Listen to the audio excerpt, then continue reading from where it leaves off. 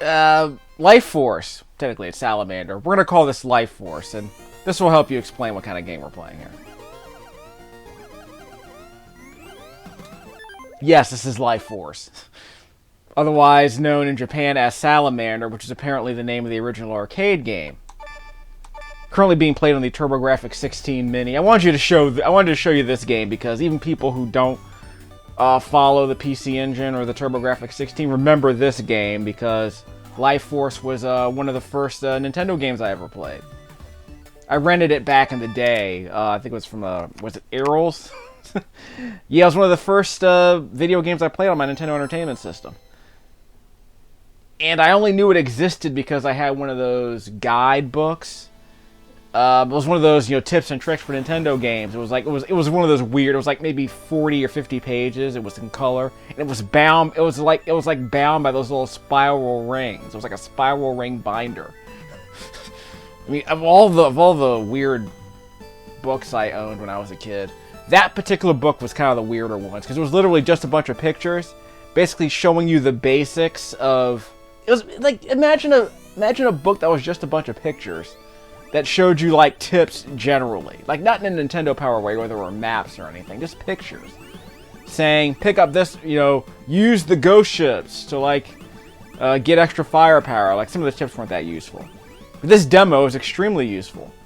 I should mention this game, this Salamander arcade game, did not use the Gradius power-up system that you might be familiar with from Life Force on the NES, where you picked up multiple weapons, you picked up multiple power-ups that would fill up a meter that would eventually allow you to choose which weapon you wanted to activate. This game uses the direct power-up system you might be familiar with from other games. So it basically takes away the game's main feature, which is the power-up wheel, and replaces it with this direct power-up system. So you pick up a particular power-up, and you get that power-up instantly. You don't have to collect a bunch of power-up pods or spheres to build up a meter that is then used to give you the powers you're expecting. I'm going to do a video based on Gradius 1 and 2, which are also on this unit, so you'll get a chance to see how a traditional Gradius game works. This is a bit more traditional. And it's probably better in some ways, but it takes away the flexibility of being able to choose what power-ups you want. So that's worth noting. I'm going to start on the beginner difficulty level here. Destroy the boss. I want to say this is an extremely faithful conversion of the arcade game, but it's also, unfortunately, it doesn't include the sound effects. It doesn't include the digitized voices. That's okay. I want to say I played a version of this game about a decade or so ago where you could choose between the traditional power-up system and the Gradius power-up system. But this is more traditional level design, like an R-type. You know how, the stuff you pick up is... This is more like Contra, where the weapon power-ups you get are predetermined. They're deterministic. As opposed to a traditional Gradius game where you get to choose when you want to power up and what you want to power up with. So I always admire the flexibility of that. I always admire the flexibility of that power-up system. I never liked the fact that the wheel didn't let you go backwards. The fact that you always went in one direction was kind of annoying. But again, the flexibility of getting that, of being able to choose what power-ups you wanted and when was fantastic. I just kind of wish it worked two ways instead of just one way. Because if you missed the power-up you wanted to... Like, if you accidentally pick up two power-up orbs, then you might accidentally skip over the weapon you did want to get. So, I'll explain that when I make my own video about that. We're good? Yeah, those little icons represent... That little icon I just got was a speed power-up, apparently. That is one thing I don't like about this game's power-up system, is that it's kind of hard to tell what you're getting. So I kind of wish the icons were a bit more descriptive. I mean, I can appreciate the fact that they wanted to give us the option of saying, okay, these icons are universal, so they aren't based on letters. But stuff like that, it's kind of hard to know in a glance what you're actually getting. So I'm not really a fan of that. Forgot about the regenerating tissue. It's a lot easier in the NES game. You might, if you played the NES game, you might be wondering why this game is so fast. The original arcade game was very fast, and they slowed it down for the NES, which isn't unusual because remember back in the day the NES didn't have that much power, so you were making games slower, but at the same, and I'm not just talking about slowdown. I mean the pace of the game is just naturally slower than the arcade game. And I want to say, obviously, they shrunk all the sprites, I want to say, too. And yet, all this vertical scrolling you're seeing as I move up and down the screen, I want to say that got removed in the NES version, too. So, I want to say the NES version kept the entire playfield on the screen at once, which means they zoomed everything out, and they shrunk the sprites. But I don't think there was any vertical, I don't think there was any scrolling at all in that game, or at least no scrolling up and down like you're seeing me do here. So the playfield does have a bit of... The playfield does kind of rubber band a little bit, which is kind of interesting. I think Gradius had that too. There's any reason to continue. There's no reason to continue. I'm going to start from the beginning. Why did I don't know why I created a save spot here. I didn't want to do that. Okay, there we go. We're doing the beginner mode, obviously.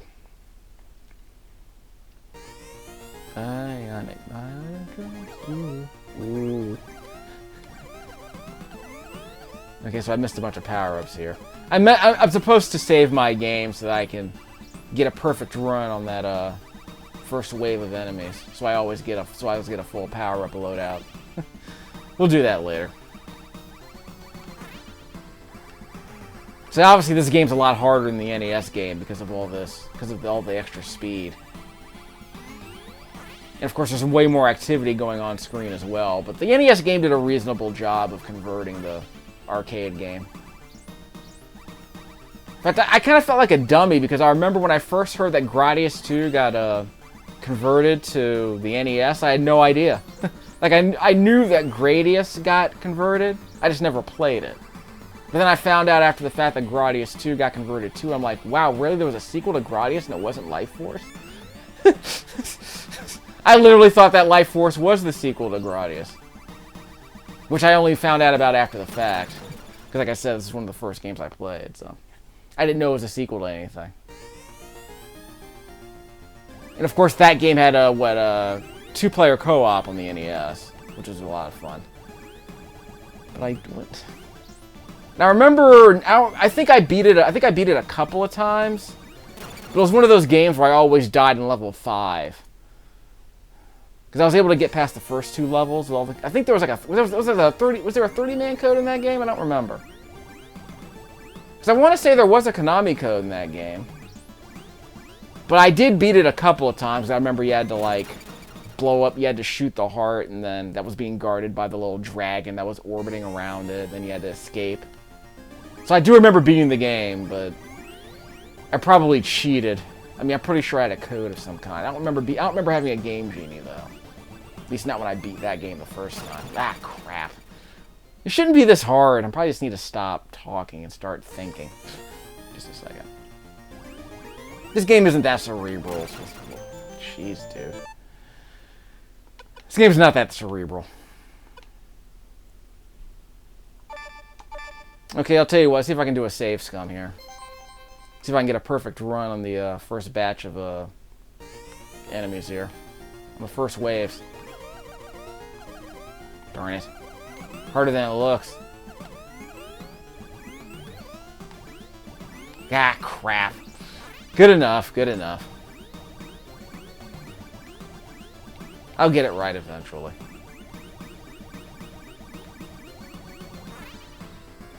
So I'm glad they kind of... Well, again, the play field in the arcade game was always a bit bigger than... Like, it wasn't a single screen game. Like R-Type is a single screen game. Nothing scrolls up and down. I don't know what the technical term is for that, but there is some rubber banding here. Which is fine. It makes the playfield a little bit bigger.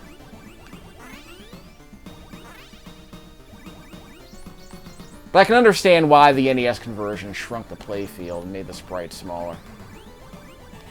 Well, probably saves a bit of Probably save some stress on the engine, so it gives you a bit less slowdown, I guess. So I got 4 of these. I didn't know you can have that many in this game. I was supposed to avoid those, not shoot them. I want to say the NES game only allowed you to have 2 ghost ships. But I always loved these ghost ships in the NES game. And eventually, when you got the ripples, they got really good. But yeah, I recall the NES game having a lot of slowdown. Not like a massive amount, but a significant amount. And of course, flickering. Especially when you got those full power-ups. And in 2-player mode, it was like, ugh. 2-player mode was real bare. But yeah, that game was a bit of a technical achievement, trying to get all the activity in one screen. But I mean, everyone played Contra 2-player. I don't know many people who played Life Force 2-player.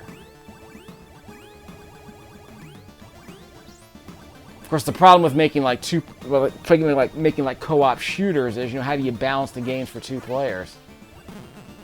Not a lot of games spend a lot of time thinking about that. I mean, a game like this, you balance it by making the bosses a little bit harder. And giving both players enough power-ups to survive, which is the other thing. Whereas you could argue that if you have 2 people working, in tandem, maybe you don't need that many power-ups. But again, it'd be nice. Again, if you could give people the option, which would be nice. Okay, we're good. There's supposed to be like a bonus orb here somewhere. Yeah, let's get my ghost ship alongside me. See, the regeneration time is a lot slower on the NES version. But again, the NES was about converting arcade games to a reasonable level. It wasn't about maintaining them, perfectly. There was only so much power in that 1983 hardware, you know what I mean? Yes, the boss is way faster here than in the home version. Yeah, and in the home version, it was just a black screen at the end. Yeah, it was just a black screen. So I guess the boss was just a background tile. I think there's no time limit on this. I was not doing that right. But it's a lot easier than the NES game because that boss is so slow. Again, so it's like, I guess in a way the NES game is like easy mode. Because it makes the activity a lot easier to deal with. Okay, 2 speeds. Ah, crap. This game is brutal. Alright, let me see if I can get the first wave. I want to see if I can get all 5 power-ups in the first wave. It's probably not going to happen, but...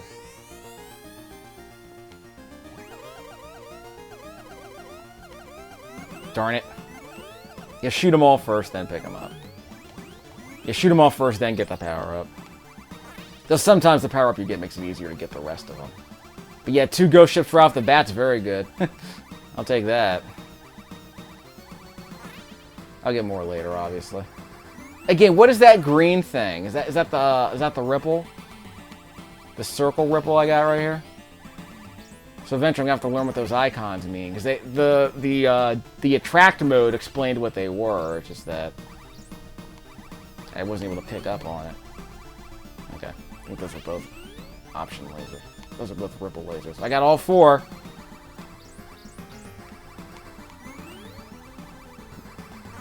The boy's almost invincible. You just kind of do this. Yeah, let the ghost ships. Yeah, with the option ripple, you can just kind of own the territory. Yeah, I need that. Ugh! Well, in the NES, that's the other thing. In the NES game, you spawned instantly where you died. So if the ghost ships were like, the ghost ships would float away, and if you grab them after you respawned, you can pick up the ghost ships before they got away. Yeah, I definitely remember that, because in the NES game, there was no waypoint system like this. You would just spawn immediately where you died. You'd have a few seconds of mercy invincibility. And if you snagged your wandering ghost ships before they floated off the screen, you can get them back. See, when you lose your option ripple, the game gets massively harder. I mean, the game does give you waypoints, and they'll give you power-ups as soon as you respawn. It's just... That's another way. That's another way the NES game was just easier. It's just straight up easier. When you die, the game spawns you right where you are, and you get a chance to save at least a couple of your power-ups. So that was good. But again, this is an arcade game, so I don't really blame them for doing this. But the whole waypoint system itself is fine. It's the whole losing all of your powers that sucks. Yeah, I missed one. Yeah, I missed one. Okay, good enough. We'll save that. So we'll come back. We'll come back and make this our breadcrumb save. Again, we'll do a regular run later. Eventually, I'll be able to perfect this. I don't want to make you sit through 30 minutes of me constantly dying in the same area. That's too old. That's too retro for some people, and I don't blame you for not wanting to sit through that.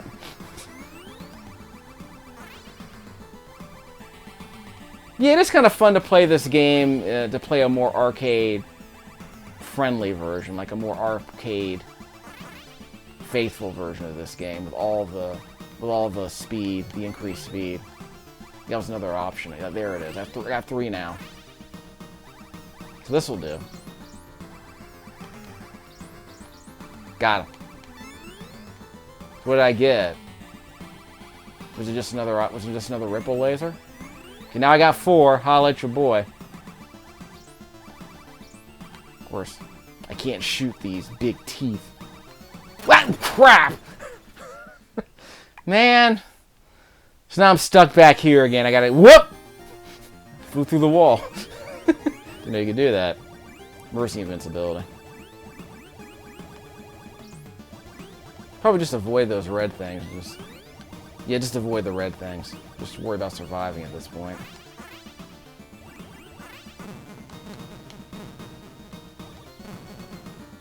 Yeah, I went through this part several times. I barely remember it from the original game.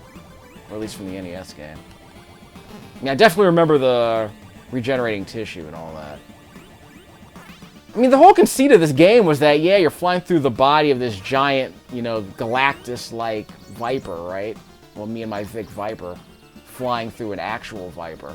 You know, a Salamander, if you will. We're flying through a giant snake. A snake that apparently has, like, entire flaming suns inside of it. I mean, that's level 3. They have the... Remember level 3 with the prominence flares? Yeah, we're flying through a giant serpent, and there are, like, giant exploding suns inside of them. I mean, how does that work? I guess he's like Galactus. He swallowed him whole, but the fires didn't burn out. Is that what's going on? Maybe it's like a fever. Yeah, it's like a fever, you know? That's how it maintains the metabolism of this thing, I suppose. Here come the missiles coming from the ground. Yeah, this whole Fantastic Voyage thing. This whole Coolio-like Fantastic Voyage isn't really doing it for me. But I get the conceit, I mean. If you're gonna, like, what was that game? Abadox on the NES was kind of like that, too? It's like, oh yeah, it was supposed to be kind of like Life Force, except...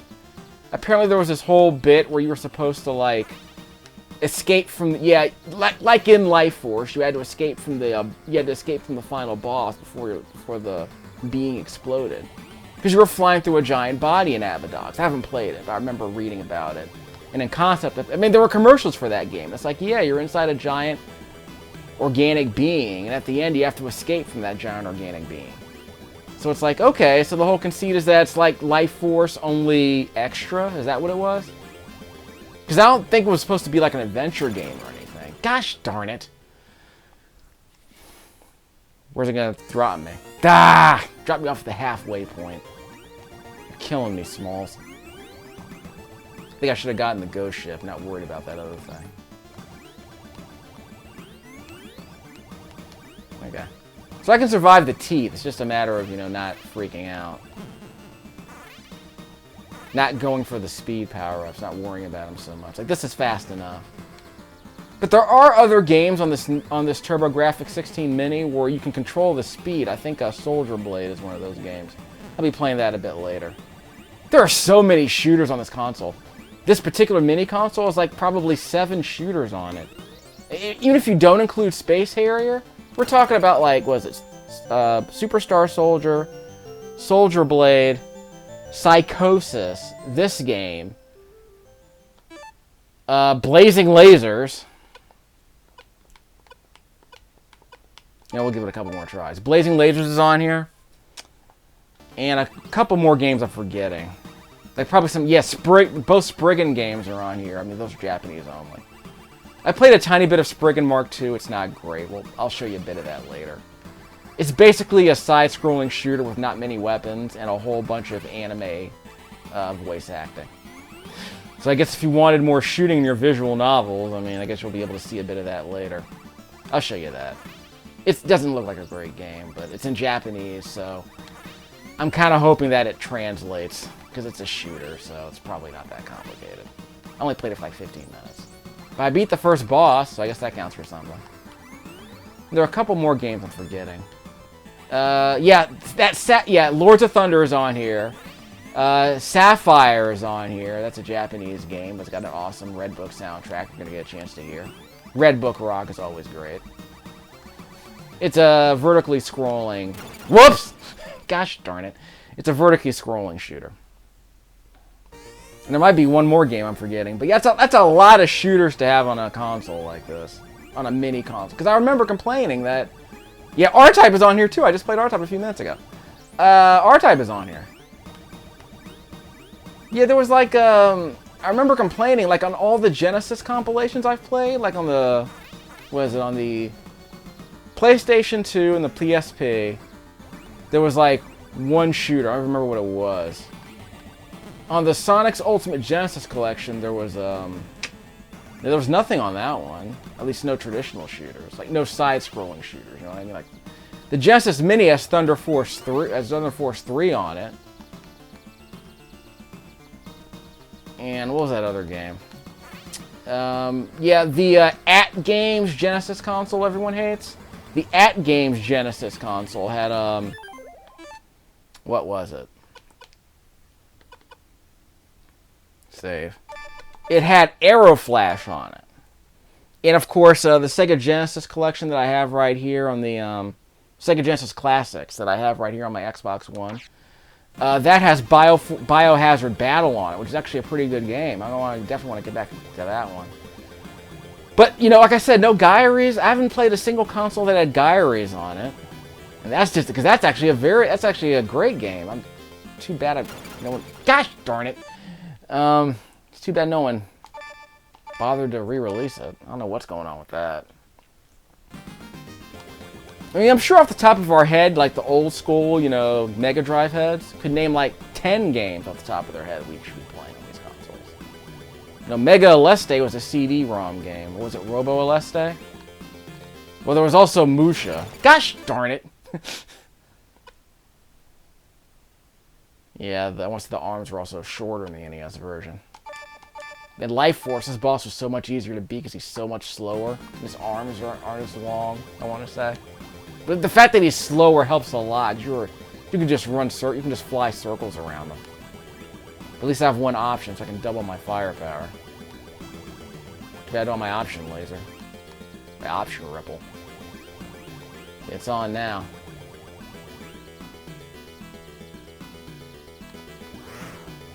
Of course, these arms are invincible, so you're gonna have to...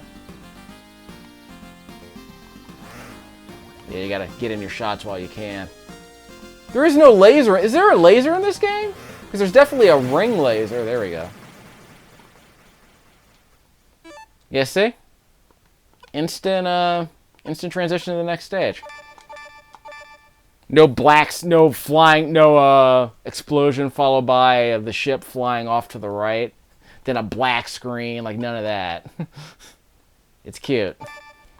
It's an arcade game. You don't need transitions, really.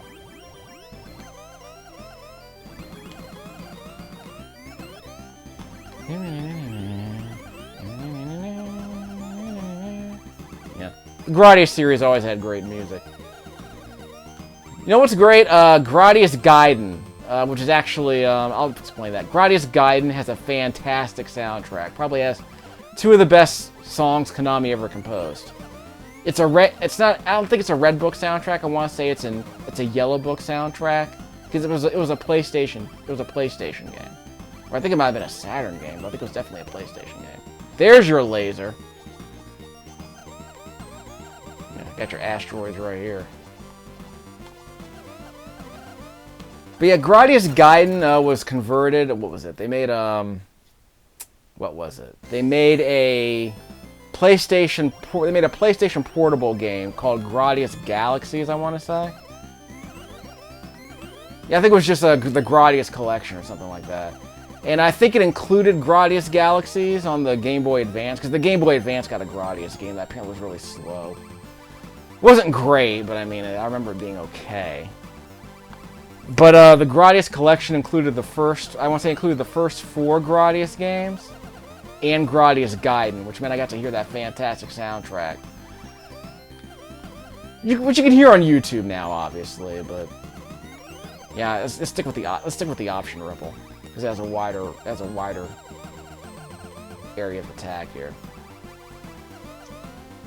We're gonna end the video here as soon as we run out. We're gonna run out. That's okay. We get our stuff back.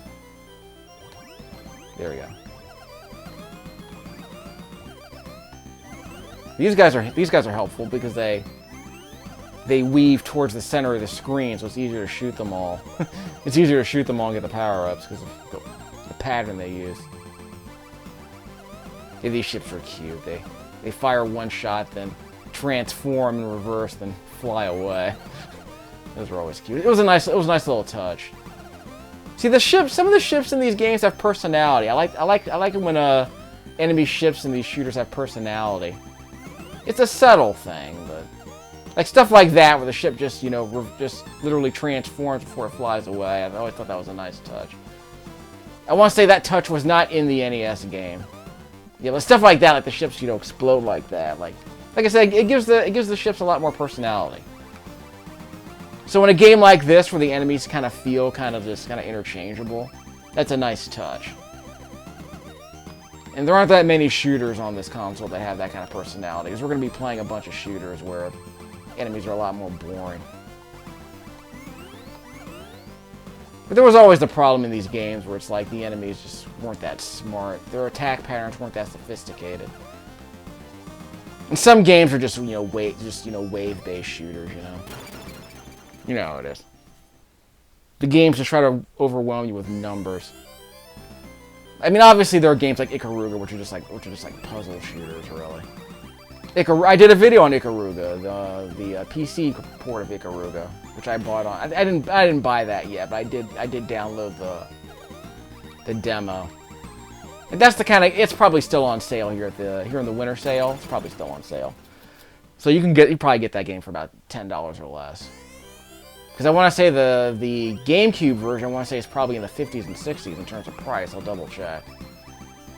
But a lot of people really got into Ikaruga. I think Ikaruga's, I don't think Ikaruga's like a system seller, unless you're really into like puzzle shooters.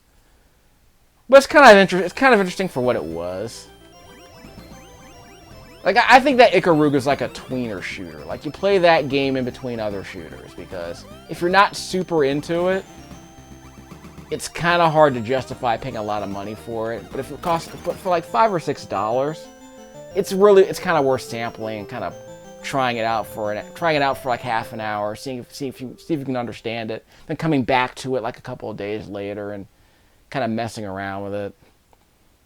Like, it's the kind of game where if you sit there and try to play it for hours on end, you're kind of going to try and drive yourself crazy. But if you're willing to kind of sample it for a while, to kind of wrap your head around it, then come back later when your mind's been kind of reset, if you will, I think the game's easier to appreciate if you don't try to take it all in one go. Because I know it's based on an arcade. It's based on a vertically scrolling arcade game, but I think Ikaruga is the kind of game where if you're willing to kind of just kind of introduce yourself to it, but don't commit yourself to it. I really believe there are some games that are easy to understand right away, but there are some games where you kind of have to some games you have to immerse yourself in them to really understand them. And some games you just kind of sample for a while, then come back to them later, see if they're worth revisiting. But there are some games I would absolutely not recommend you force yourself to understand right away. It's just, There's no law, there's no gamer law that says you have to love a game the first time you play it. And a game like Ikaruga is not the kind of game you're gonna love the first time you play it. Now a game like Space Megaforce, so yeah, that ish is, that's raw. That's a game you love. That game is all love at first sight. I mean, how could you not love a game that gives you like 6 orbiting circles that you can hold in place? Like, how can you not love a game that has like, that allows you to shoot in like, that allows you to point and shoot, you know, in like 8 different directions, and like, it's how can I describe? Space Megaforce is a game where every weapon has an alt fire mode, and it's also it's a sort of a wave-based shooter that's. It's basically about hoarding really overpowered weapons and just becoming this massive machine of destruction. Even if you take a hit, you don't die. You just lose a little bit of weapon. You lose a little bit of weapon power. So imagine in this game you don't die if you get hit by a bullet. You just lose one of your ghost ships. Like, imagine that. So the game's a lot more generous than your average shoot 'em up is. I think Soldier Blade on this very console does that, where you don't die if you take a hit, you just lose 1 power level, and then eventually you die. But every weapon power up makes you more resistant and makes you more resistant to attack. So every power up not only makes you stronger, it also allows you to absorb 1 more hit. So stuff like that makes the average shoot 'em up more tolerable. We're gonna end the video very shortly. I've played about, I want to say, I haven't played 100 shooters, but I've played maybe, I've played scores of shooters, shall we say, on the NES and Super NES and Genesis, so. I'm not like any kind of savant when it comes to them, but I've played enough of them to kind of get an appreciation for what they're trying to do sometimes. And I've played so many different kinds of them that I think I'm starting to kind of wrap my head around the ones that are well designed versus the ones that are just kind of, you know, flat, like the games we'll be seeing later. Like you can see, like, a lot of these games in the early 90s are trying to be somewhat marginally innovative. Like, they all tried to do like, a lot of them were sort of gimmicky. Like, there are a lot of gimmicky shooters where it's like, okay, we're a conventional shooter, but we have one thing that's different about us. Like, D-Force was a pretty conventional shooter, but occasionally it lets you zoom the screen in and out. Apparently it's a terrible game, by the way. Jeremy Parish did a really brutal teardown of that game. Dimension Force, or D-Force. What was the other one? Like, UN Squadron had a lot of gimmicks. It's probably a pretty interesting game. I need to go back and play that game. It's a Capcom game. Gradius, of course, had the loadout selection option, and of course the roulette wheel, the power-up wheel, that kind of thing. And of course, R-Type had the indestructible force ship, that kind of thing. Gyries let you capture enemies and steal their power-ups, like Kirby, that kind of thing. So we'll talk more about that later. We'll end the video here.